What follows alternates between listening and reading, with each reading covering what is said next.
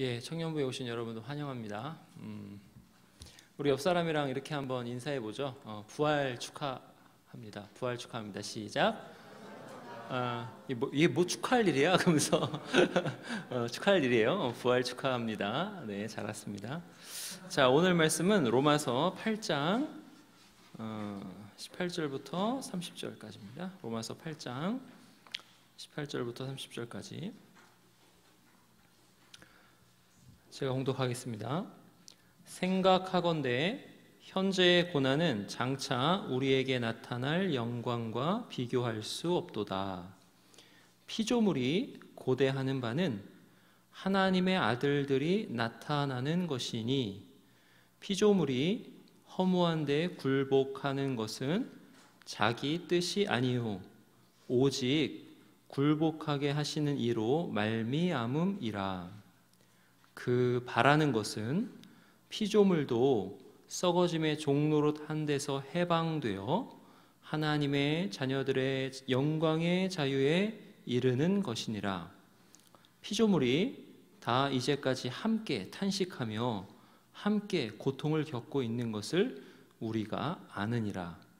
그뿐 아니라 또한 우리 곧 성령의 처음 익은 열매를 받은 우리까지도 속으로 탄식하여 양자될 것 곧 우리 몸의 속량을 기다리느니라. 우리가 소망으로 구원을 얻었음에 보이는 소망이 소망이 아니니 보는 것을 누가 바라리요? 만일 우리가 보지 못하는 것을 바라면 참음으로 기다릴지니라. 이와 같이 성령도 우리의 연약함을 도우시나니 우리는 마땅히 기도할 바를 알지 못하나 오직 성령이 말할 수 없는 탄식으로 우리를 위하여 친히 간구하시느니라. 마음을 살피시는 이가 성령의 생각을 아시나니 이는 성령이 하나님의 뜻대로 성도를 위하여 간구하심이니라.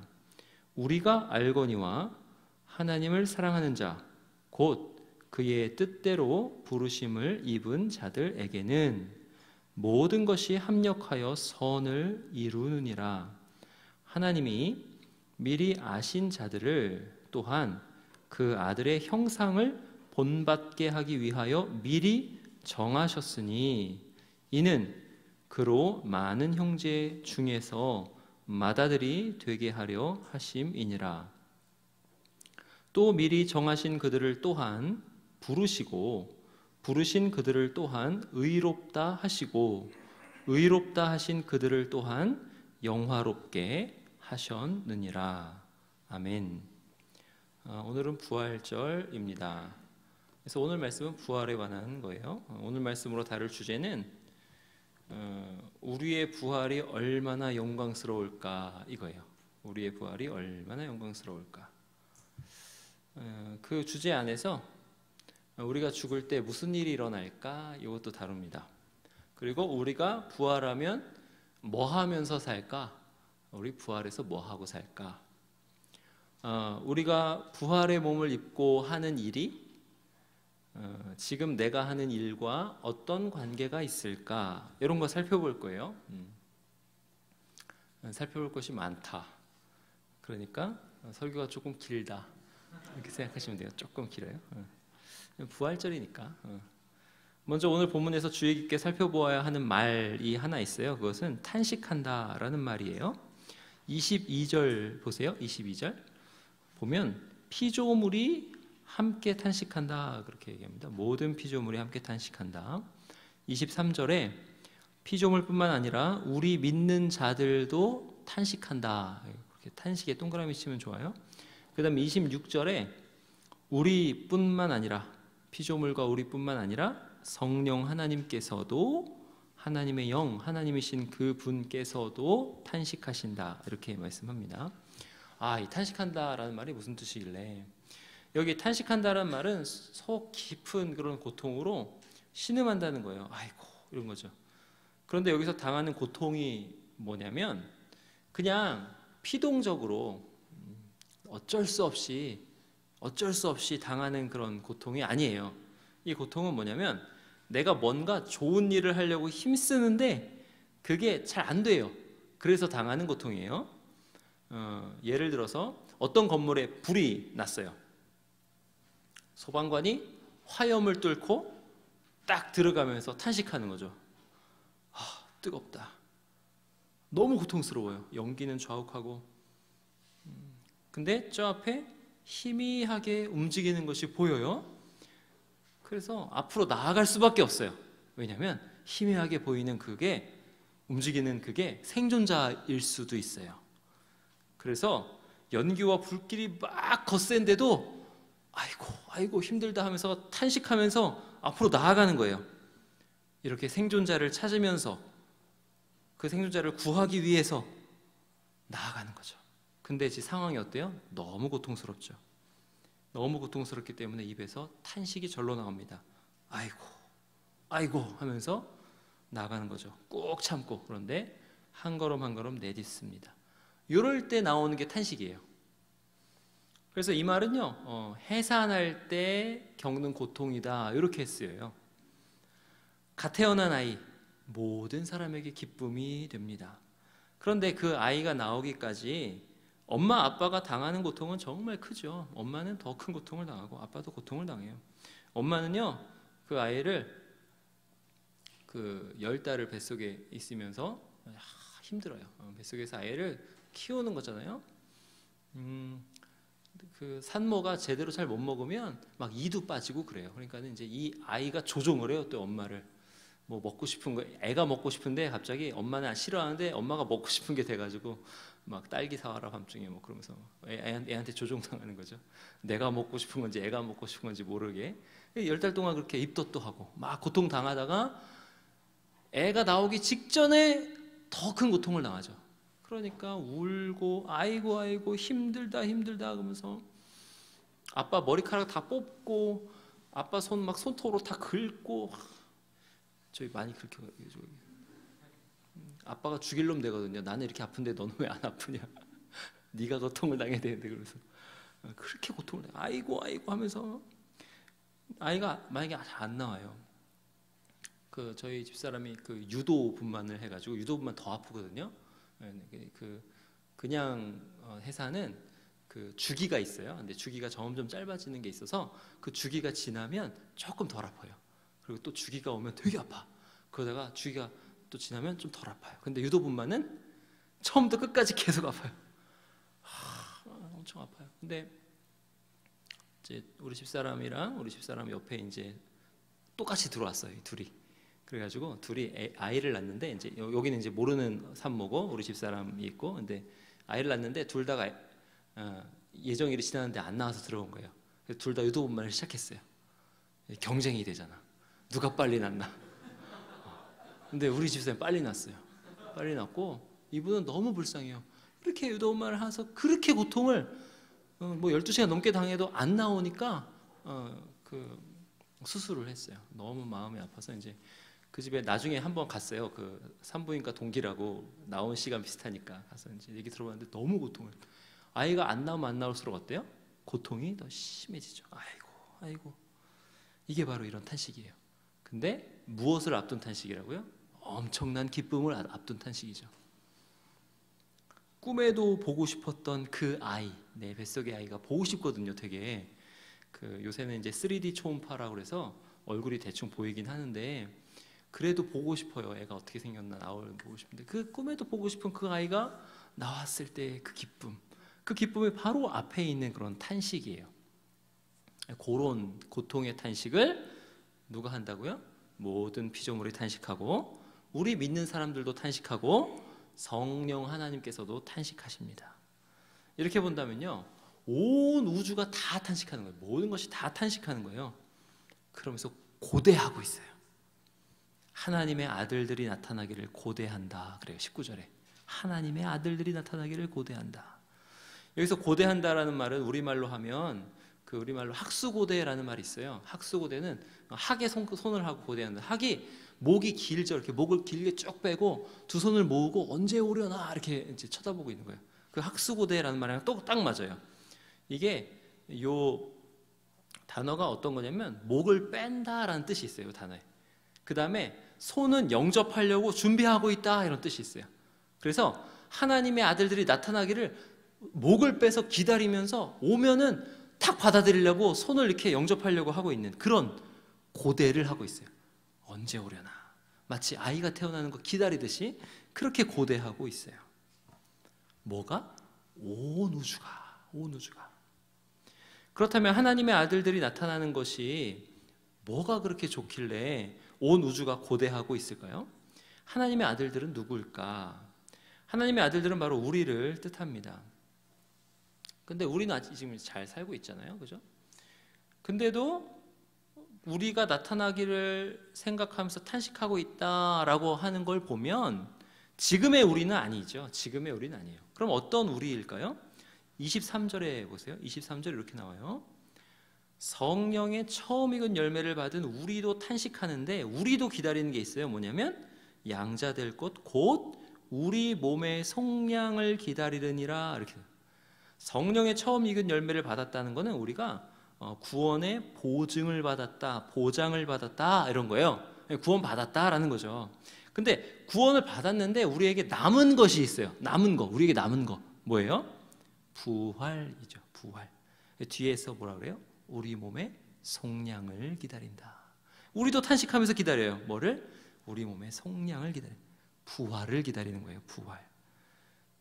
그래서 온 우주가 기다리는 건 뭐예요? 하나님의 아들들이 나타나는 건데, 그거는 부활한 우리들이 나타나는 거예요. 부활한 우리들이 나타나는 거예요. 30절에 보니까 그걸 가르쳐요. 영화롭게 하셨느니라, 이렇게 나와요.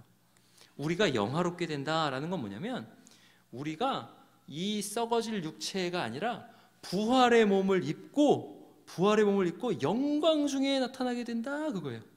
그래서 이 부활한 우리들이 나타나는 것을 온 우주가 학수고대하고 있어요. 그렇게 고대하면서 탄식하고 있어요. 아이고 너무 고통스러우니까 조금만 참자. 하나님의 아들들이 부활의 몸을 입고 나타난다.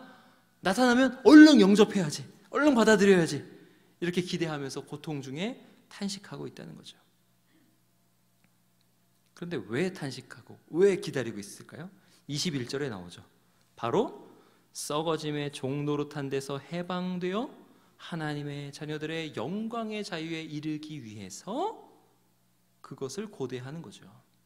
하나님의 아들들이 나타나게 되면 온 우주가, 노예 상태에 있는 온 우주가 영광스러운 자유의 상태에 이르게 된다 그래요. 어떤 노예 상태라고 그러죠? 썩어짐의 노예 상태에서 해방되어 영광스러운 자유에 이르게 된다 그래요. 와, 썩어짐의 노예 상태가 뭐지? 영광스러운 자유가 뭐지? 이건 마치 예수님께서 나타나셔서 죄와 사망의 노예 상태였던 우리를 해방시킨 것과 같아요.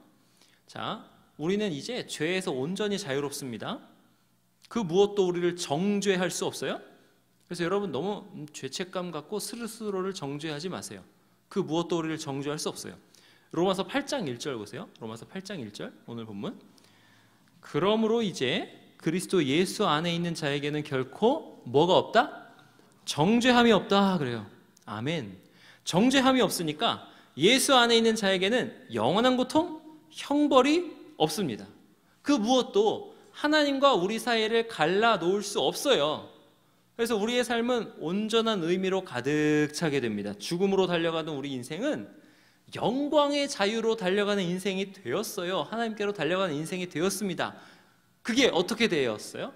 예수 그리스도께서 나타나셔서 되었어요. 예수 그리스도께서 역사에 들어오셔서 되었어요. 마치 이것처럼 온 우주가 썩어짐의 노예 상태였어요. 근데 우리가 부활해서 온 우주에 나타나게 되면 우리 자리가 있어요. 그들이 영접한다 하잖아요. 그러면 영접하면 우리의 자리를 영접할 거예요.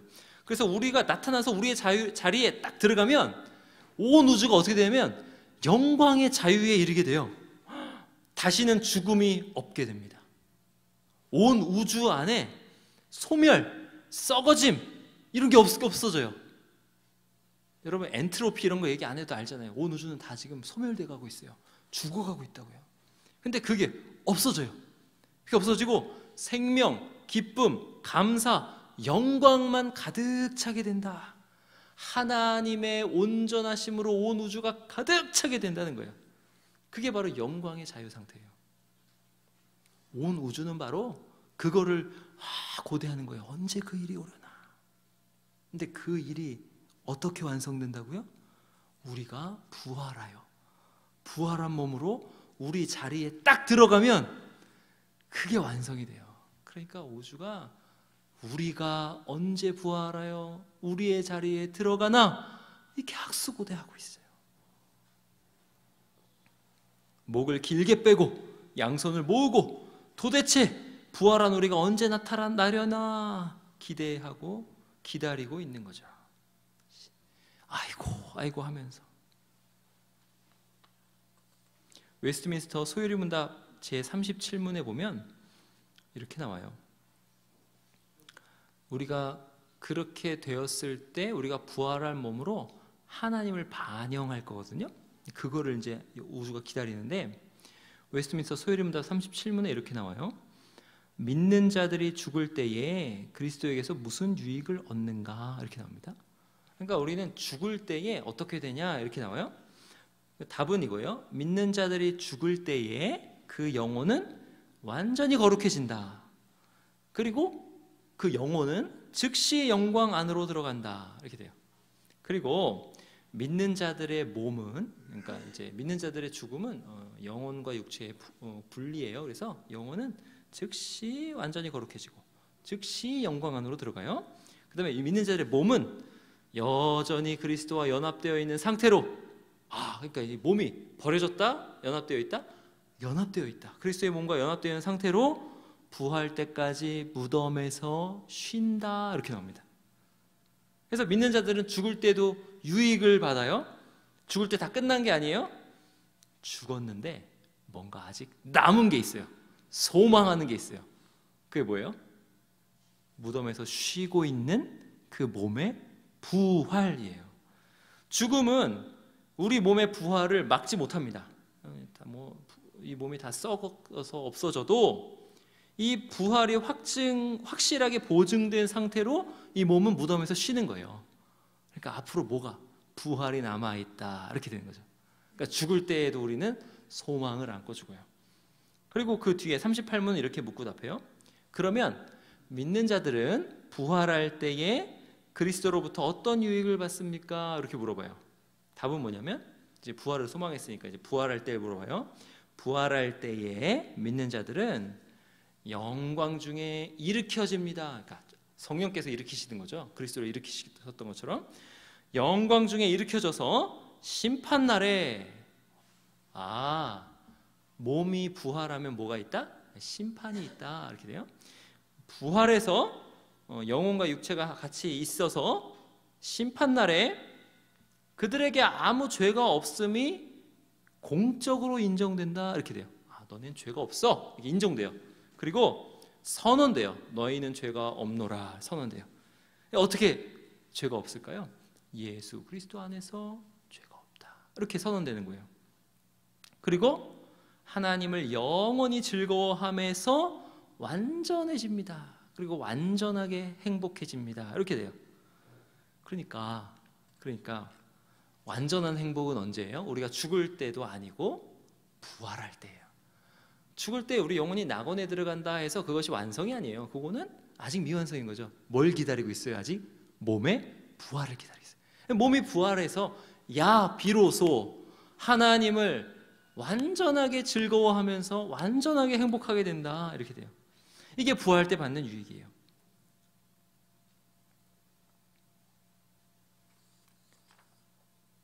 근데 여기서 핵심은 뭐냐면 하나님을 영원히 완벽하게 즐거워한다. 이게 핵심이에요.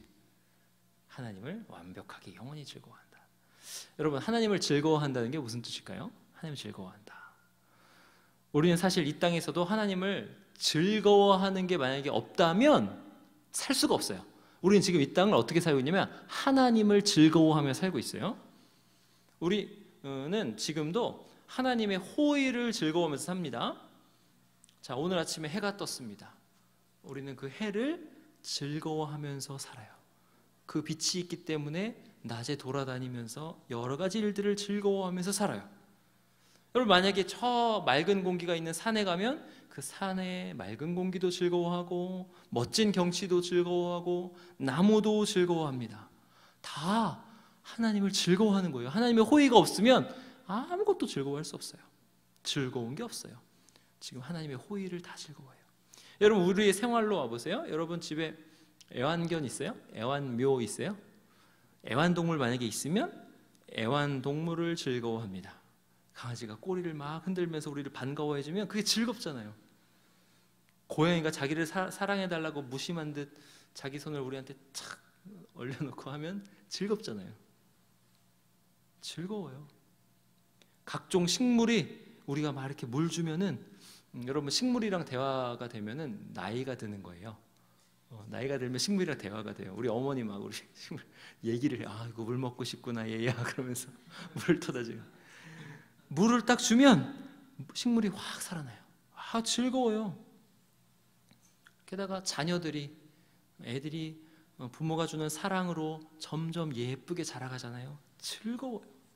이게 다 하나님을 즐거워하는 거예요. 하나님의 호의, 하나님의 은혜를 즐거워하는 거예요. 우리는 사실 하나님을 즐거워하면서 살아요. 지금 우리가 누리는 이 즐거움이 사실 하나님 없이는 아무것도 안 되는 거예요. 근데 부활하게 되면 온전한 즐거움이 됩니다. 부활한 몸으로 누리는 하나님의 이 호의는요, 마치 베일이 벗겨진 엄청난 예술 작품 같아요. 지금은 베일에 쌓여 있어서 그 예술 작품의 진정한 가치를 못 알아봐요. 즐거운데 이게 하나님 때문에 즐거운지 뭐 때문에 즐거운지 잘 몰라요. 예술 작품이 베일에 쌓여 있어. 근데 부활하게 되면 그 예술 작품의 베일을 쫙 걷어서 이것이 얼마나 찬란하고 즐겁고 아름다운지가 드러나요. 하나님을 즐거워하는 것이 완성된다. 지금 우리가 누리는 즐거움과는 비교도 할 수 없는 최고의 즐거움을 우리가 경험하게 돼요. 그 맛을 한번 봅시다. 우리 이사야 11장 가볼까요? 이사야 11장 가보세요. 이사야 11장 아사렘에서 4에 있어요. 아사렘 4. 이사야 11장 구약성경 981쪽 이사야 11장 6절입니다.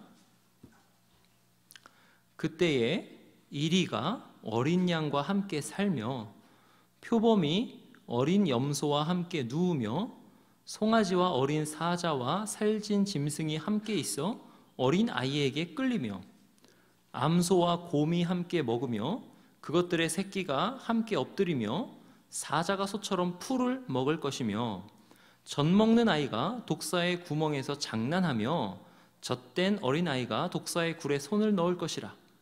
내 거룩한 산 모든 곳에서 해됨도 없고 상함도 없을 것이니 이는 물이 바다를 덮음같이 여호와를 아는 지식이 세상에 충만할 것임이니라.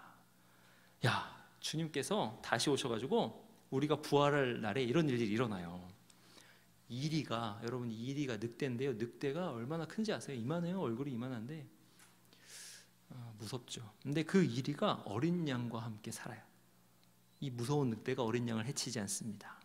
당연히 사람 말도 잘 듣죠. 사람이랑 같이 장난치기도 하고 표범도, 게다가 그 젊은 사자도, 이딴만한 사자도, 곰도 우리랑 같이 장난치고 어린 양과 함께 놀고 우리 말을 잘 듣고 순종해요. 심지어 어린 아이를 그런 맹수들이 돌봐요. 맹수들이 어린 아이를 이렇게 놓고 어린 아이가 그 위에서 잠도 자고 놀기도 하고, 그것들이 어린 아이의 볼을 핥으면서 어린 아이와 함께 까르르 까르르 웃고 즐기는 그런 현상이 일어나요. 심지어 독사의 구멍에다가 애가 손을 넣고 이렇게 장난쳐요. 막 장난쳐요. 그럼 독사가 그 장난치는 거 보면서 안에서 웃고 있어요. 잘 재밌냐? 나도 재밌다 그러면서 웃고 있어요. 그럼 독사가 어때요? 그 구멍에서 목을 딱 보면서 까꿍, 아이가 까르르 웃고 쏙 들어가고, 독사가 까꿍 그러면 이렇게 까르르 웃고 들어가고 그래요. 까꿍 놀이 막 독사랑 하고. 근데 그 일이 어떻게 일어난다고? 여호와를 아는 지식이 세상에 충만해서 그렇게 된다 그래요. 여호와 하나님의 선하심이 지금 베일에 쌓여 있는데 베일이 탁 거쳐서 온전히 드러나게 되면 모든 피조물이 이제 죽음, 썩어짐 이런 종노릇에서 해방돼서 서로가 서로를 더 즐거워하고 더 즐기는 상태. 그게 어떤 상태? 하나님을 즐거워하는 상태가 된다라는 거예요. 모든 피조물들이 우리가 부활하여 나타나서 위에서 묘사된 것처럼 온전히 하나님을 즐거워하는 영광의 자유에 이르게 된다. 그래서 그것을 고대하고 있는 거예요. 언제 그런 선한 일들이 우리에게 일어나려나. 그러면 우리는 부활해서 무슨 일을 하게 될까요? 그럼 내 부활해서 무슨 일을 하지? 방금 이야기한 것과 같이 일맥상통해요. 우리 베드로전서 2장 9절에 보면 한번 볼까요? 베드로전서 2장 9절. 베드로전서 2장 9절입니다.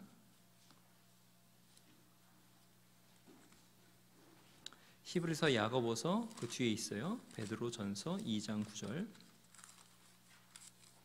여러분 잘 아는 말씀이에요. 신약성경 379쪽 2장 9절 보세요. 그러나 너희는 택하신 족속이요 왕같은 제사장들이요 거룩한 나라요 그의 소유가 된 백성이니 이는 너희를 어두운 데서 불러내어 그의 기이한 빛에 들어가게 하신 이에, 하나님을 뜻하죠, 아름다운 덕을 선포하게 하려 하심이라. 이렇게 돼요. 자, 우리를 가리켜서 뭐래요? 왕같은 제사장들이라. 자, 우리가 해야 되는 일은 뭐라 그래요? 하나님의 아름다운 덕을 선포한다. 여기 선포한다는 말은 뭐냐면 드러내서 전달한다. 전달한다. 이거를 이제 보통은 전도랑 해가지고 되게 이제 좁혀가지고 그 풍성한 의미를 되게 좁혀놨어요. 근데 이제 전도와는 차원이 다른 말이에요. 이거는 뭐냐면 하나님의 그 선하심과 그 아름다우심을 그냥 그대로 전한다, 반영한다, 드러낸다, 이런 뜻이에요. 누구로서? 왕 같은 제사장들로서. 그리고 하나님이 선택하신 거룩한 나라라 해요. 여러분, 거룩한 나라는 구약의 이스라엘을 생각나게 하는 표현입니다. 구약의 이스라엘의 사명은 뭐였어요? 모든 나라에 거기에 딱 이스라엘이 있으므로 아시아와 유럽과 아프리카 대륙의 딱 중간에서 뭐 하라고요? 하나님의 공의, 하나님의 정의, 하나님의 선하심, 하나님의 아름다우심, 하나님의 긍휼, 인자하심을 드러내라, 반영해라. 그게 바로 이스라엘의 사명이고 이스라엘의 존재 이유였어요. 그 사명을 우리가 이어받았다라는 거죠. 왕같은 제사장으로서 하나님의 선하심과 아름다우심, 그 무한히 은혜로우시고 자비로우심을 드러내고 전해라. 그러니까 반영하라 이거죠. 우리가 부활해서 이 일 할 거예요. 이 일. 우리가 읽은 본문에 이런 말씀이 있죠. 29절에, 로마서 8장 29절에 하나님이 미리 아신 자들을 또한 그 아들의 형상을 본받게 하기 위하여 미리 정하셨으니 이는 그로 많은 형제 중에서 맏아들이 되게 하려 하심이니라. 자, 하나님이 미리 아신 자들을 미리 정하시고 가지고 목적하시는 것이 있어요. 뭐가 목적이에요? 그 아들의 형상을 본받는 거예요. 여기서 형상을 본받는다라는 건 뭐냐면 하나님의 아들 예수 그리스도, 그 예수 그리스도의 본질적인 특징을 그대로 이어받는다 이거죠. 우리가 예수 그리스도의 일을 한다고 이거죠. 자, 앞에 우리가 부활해서 뭐 한다 그랬죠? 하나님을 반영한다 그래요. 근데 예수 그리스도의 일을 한다고? 자, 여러분 생각해 보세요. 그리스도라는 말의 뜻이 뭐예요? 기름 부음을 받은 자라는 뜻입니다. 여러분, 구약 시대에 누구에게 기름 부었습니까? 바로 선지자, 제사장, 왕에게 기름 부었어요. 이 직분들은 예수 그리스도께서 앞으로 오셔서 뭘 하실지를 미리 나타내주는 예표예요. 그림자예요. 앞으로 진짜 선지자가 오실 거야. 앞으로 진짜 제사장이 오실 거야. 앞으로 진짜 왕이 오실 거야. 구약 성경에 그렇게 나온 거예요. 예표라 그래요. 그런데 진짜가 오셨어요. 그분이 예수 그리스도십니다. 그래서 완전하고 완벽한 진짜 선지자, 진짜 제사장, 진짜 왕은 예수다. 이렇게. 그래서 예수 뒤에 뭐라고 붙여요? 그리스도 이렇게 붙이는 거예요. 근데 예수님이 하셨던 일이 뭐예요? 바로 하나님을 반영하시는 거예요. 선지자, 제사장, 왕이 하는 일이 뭐예요? 하나님을 반영하는 거예요.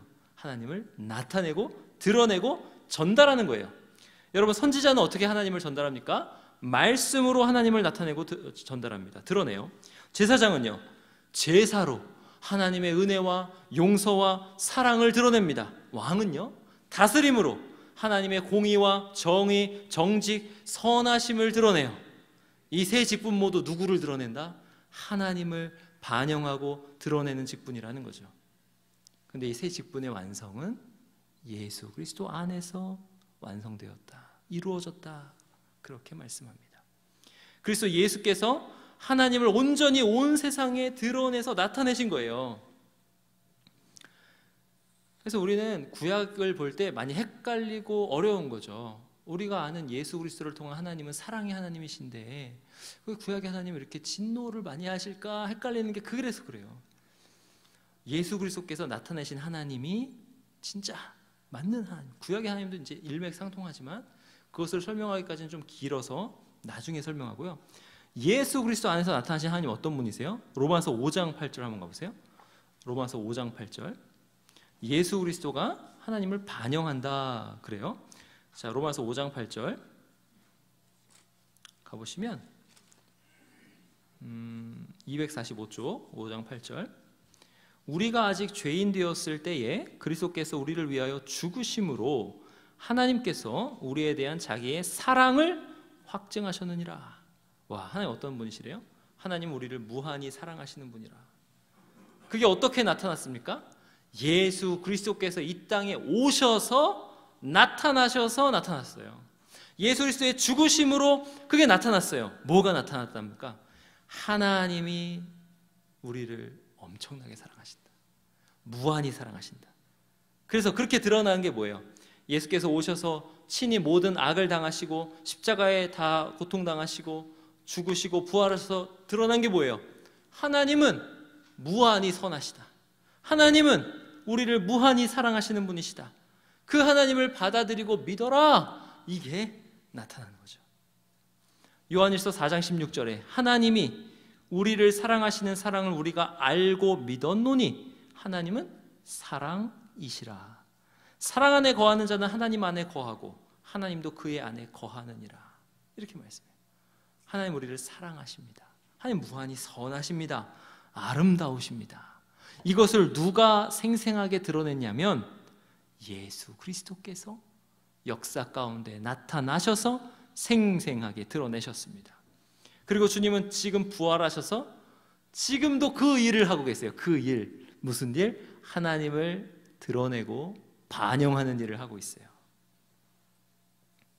웨스트민스터 소요리문답 23문에 이렇게 나옵니다.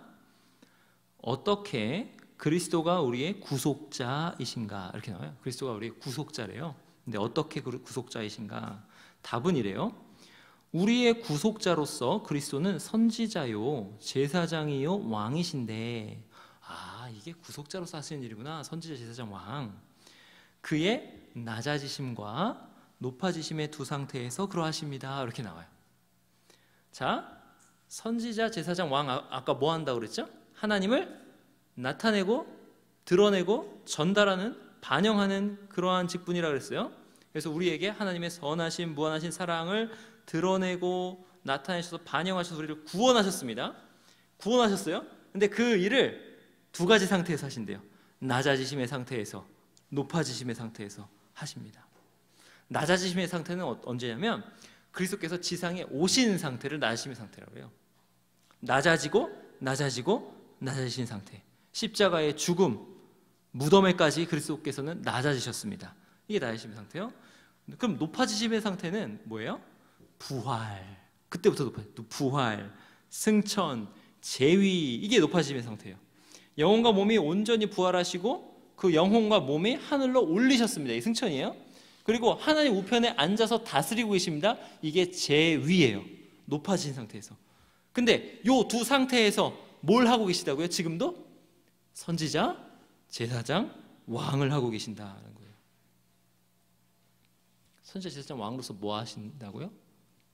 하나님의 아름다우심과 선하심, 그 무한히 선하심을 나타내고 보여주고 계시다.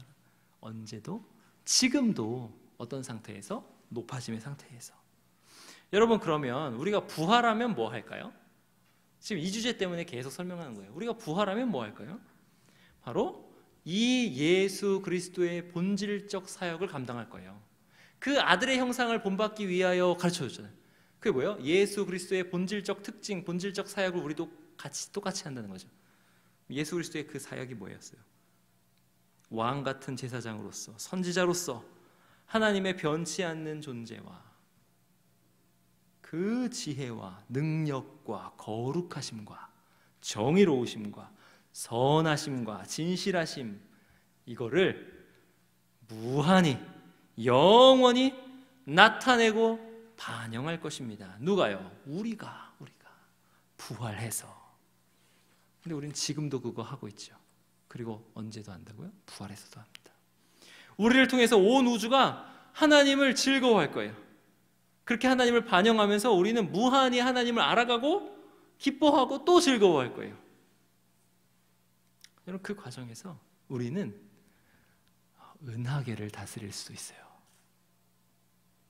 어떤 사람은 요 태양계 같은 요 조그만 계를 다스릴 수도 있어요. 다니엘서 12장 3절에 보면 이렇게 말씀합니다.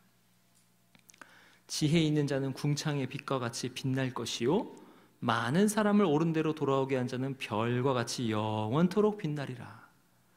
우리가 저 우주에 빛나는 별처럼 영원히 빛날 거라 이렇게 말씀하세요. 우리가 별을 보면서 느끼는 하나님의 선하심, 그 아름다우심을 이제 저 우주의 별들이 우리를 통해서 경험하고 하나님을 찬양하게 될 거라는 거죠. 우주가 왜 이렇게 엄청나게 큽니까? 우리가 부활하여 나타나 온 우주를 다스릴 것이기 때문에 우주는 큽니다. 이렇게 답할 수 있어요. 그러면 우주가 이렇게 엄청나게 큰데 뭐 빛의 속도로 가도 몇십억 년, 뭐 몇백억 년 걸리는 이런 공간인데 어떻게 우리가 이 우주를 다스릴 수 있습니까? 어떻게 은하계를 다스릴까요? 물어보면 답은 이거예요. 예수님이 부활하신 몸이 어떻습니까? 이걸 물어보면 돼요. 예수님의 부활하신 몸은 시간과 공간을 초월하신 몸이었어요. 문이 다 닫혀 있는데 방 안에 갑자기 딱 나타나십니다. 영이 아니에요, 몸이에요. 몸인 걸 어떻게 할 수 있냐면 못자국을 만져봤어요. 옆구리의 창자국을 만져봤어요. 그 몸으로 주님이 생선을 드셨어요. 몸이에요. 몸인데 갑자기 방 안에 짠 나타나셔요. 그리고 갑자기 짠 없어지셔요. 진짜 몸인데 신기하게 시간과 공간의 제약을 받지 않으셔요. 그러면 우리의 부활할 몸도 그와 같을 거예요. 드래곤볼에서 순간이동한다고 카이카이카이 뭐 이런 거 안 해도 돼. 가고 싶어. 딱 가시는 거예요. 공간이 아무리 크다 해도 순간순간 온 우주의 구석구석을 다 다닐 수 있어요. 그렇게 다 다니면서 뭐 한다고요? 온 우주에 하나님의 선하심과 아름다우심을 나타내고 반영할 거예요. 모든 피조물들이 우리를 보면서 하나님은 선하시다, 하나님은 아름다우시다, 하나님은 정말 좋은 분이다, 이거를 찬양하게 될 거예요. 그러면 우리가 이 부활의 몸으로 하는 일과 이 땅의 일이 어떻게 연결될까요? 그것도 주님을 깊이 묵상해 보면 알 수 있습니다. 자, 우리 주님이 이 땅에 오셔서 한 일이 뭐예요? 선지자, 제사장, 왕으로서 하신 일이 뭐냐면 바로 섬김입니다. 우리 마가복음 10장 한번 갈까요? 마가복음 10장. 마가복음 10장입니다. 44절. 신약성경 72쪽이에요. 마가복음 10장 44절. 신약성경 72쪽. 자, 이렇게 나옵니다. 너희 중에 누구든지 으뜸이 되고자 하는 자는 모든 사람의 종이 되어야 하리라. 인자가 온 것은 섬김을 받으려 함이 아니라 도리어 섬기려 하고 자기 목숨을 많은 사람의 대속물로 주려 함이니라. 와, 여기 천국 법칙이 나옵니다. 천국 법칙은 뭐냐면 왕이 섬긴다 이거예요. 최고 높으신 왕, 으뜸이신 예수님이 이 땅에 뭐 하러 오셨다? 종이 되러 오셨다 그래요. 섬기러 오셨다 그거예요. 모든 사람의 죄를 다 받으시기 위해서, 죄가 되시기 위해서 가장 낮아지셨다. 그렇게 모든 사람을 섬기셨습니다. 그렇게 섬기시고 어떻게 되셨어요? 높아지셨어요. 근데 높아지셔서 지금 뭐 하고 계시냐면, 높아지셔서 이거 해라 저거 해라 아니에요. 로마서 8장 34절에 이렇게 나옵니다. 누가 정죄하리요? 죽으실 뿐 아니라 다시 살아나신 이는 그리스도 예수시니 그는 하나님 우편에 계신 자요 우리를 위하여 간구하시는 자이시니라 그래요. 지금 그렇게 높아지셔서 우리를 위해서 간구하세요. 지금도 섬기고 계세요. 지금도 우리를 위해서 섬기는 일을 하고 계세요. 아, 그렇구나. 우리가 부활해서 온 우주를 다스리면서 뭘 할까? 예수님처럼 섬기는 일을 할 것입니다. 그 섬기는 일로 우리는 하나님이 얼마나 선하신지, 하나님이 얼마나 아름다우신지, 하나님이 얼마나 좋으신 분이신지 온 우주에 충만하게 드러낼 거예요. 반영할 것입니다. 사랑하는 화석교회 청년 여러분, 여러분이 있는 그 자리에서 종처럼 섬기는 그 일이 바로 천국에서 영원한 의미를 가지는 일이에요. 여러분이 섬기실 때 부활의 몸을 바라보면서 섬기시기 바랍니다. 여러분은 참 그거 연습하기에 참 유리해요. 왜냐하면 여러분은 직장에서 대부분 말단이잖아요. 그죠? 그러니까 섬기는 종의 위치잖아요. 그러니까 그거 연습하기 정말 좋아요. 가령 그렇죠. 여러분 중에 피아노 가르치는 선생님들 있잖아요. 피아노 가르칠 때 또는 뭐 영어를 가르친다거나 또는 뭐 수영을 가르친다거나 애들 가르칠 때 애들이 아무리 말을 안 들어도 아이들의 인격을 깊이 사랑하는 마음으로 그들의 인격을 잘 존중해서 섬겨야 돼요. 섬기시기 바랍니다. 소리 지르지 말고 섬기시기 바래요. 그렇게 하면 그 애들이 여러분을 통해서 누굴 봐요? 여러분 안에 있는 하나님을 봅니다. 예수 그리스도를 봅니다. 하나님을 나타내는 거예요. 그 일을 언제도 한다고요? 부활에서도 하는 거예요. 여러분 서비스업을 만약에 해요. 돈 얼마 안 준다. 7천 얼마밖에 안 줘. 난 7천 얼마 얻지만 웃어야지. 이렇게 활짝 안 웃고 7천 얼마 얻지만 웃어야지 이렇게. 돈으로 따지지 말고 서비스업 할 때도 손님을 마음을 다해서 섬겨서 하나님의 선하심을 나타내시기 바라요. 왜요? 우리가 부활해서 다스릴 온 우주를 살릴 그 일이 여러분이 지금 하는 그 서비스업에 달려있다니까요. 얼마나 하나님을 잘 반영해서 섬기는가.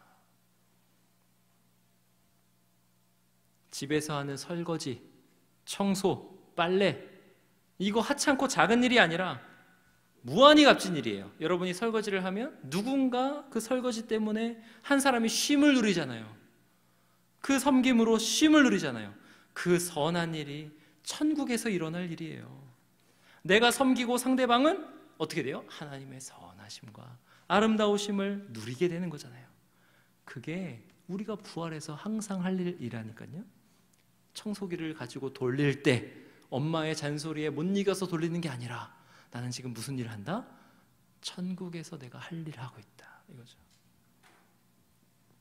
이렇게 보면 여러분의 삶에서 사소한 일은 하나도 없습니다. 하나도 없어요. 사랑하는 화석교회 청년 여러분, 여러분의 인생은 어느 것 하나 손해날 것이 없는 인생들입니다. 버릴 것이나 쓸데없는 일이 없어요. 버린 시간도 하나도 없어요.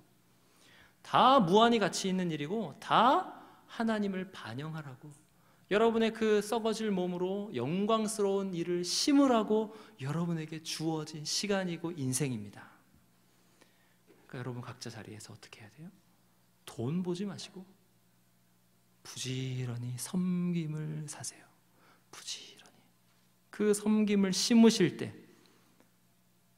기쁜 마음으로 부활을 소망하게 되는 거죠. 아, 내가 부활해서 나를 통해서 하나님을 반영하는 그러한 일을 내가 하겠구나. 그거를 지금 여기서 하는 거예요. 그렇게 믿음으로 섬긴 사람에게 하나님께서 더 큰 은하계를 맡기실 거예요. 그거를 믿으시고 한순간 한순간 믿음으로 부활을 소망하면서 사시기를 간절히 바랍니다. 오늘 청소하실 때 회장이나 또는 총무를 욕하지 마시고 섬기는 마음으로 그렇게 하시기 바랍니다. 기도하시겠습니다. 하나님 아버지, 주님의 은혜로 우리에게 부활을 가르쳐 주시니 감사합니다. 우리가 이 부활을 바라보면서 우리가 하는 모든 일이 얼마나 영광스러운 일인지 알게 하시고 하나님을 반영하는 주 예수 그리스도의 일을 하는 것을 알아 우리에게 맡겨진 일을 돈으로 환산하는 이렇게 값없는 것으로 생각하지 않고 무한한 가치를 지닌 무한 영광으로 바라볼 수 있도록 도와주옵소서. 하나님, 특별히 섬기는 일을 하는 우리 청년들을 축복합니다. 아이들을 가르치거나 또는 서비스업을 하거나 하는 모든 그 섬기는 일 가운데 우리 청년들에게 부활을 소망하게 하셔서 그들의 섬김으로 다른 사람이 행복한 것이 부활해서 하나님을 반영하는 것이 되는 것을 깊이 알고 소망을 갖고 그 일을 감당할 수 있도록 인도하여 주시옵소서. 하나님, 이 부활절에 우리가 부활을 더 소망하게 되기를 간절히 바라오며 주 예수 그리스도의 이름으로 기도하옵나이다. 아멘.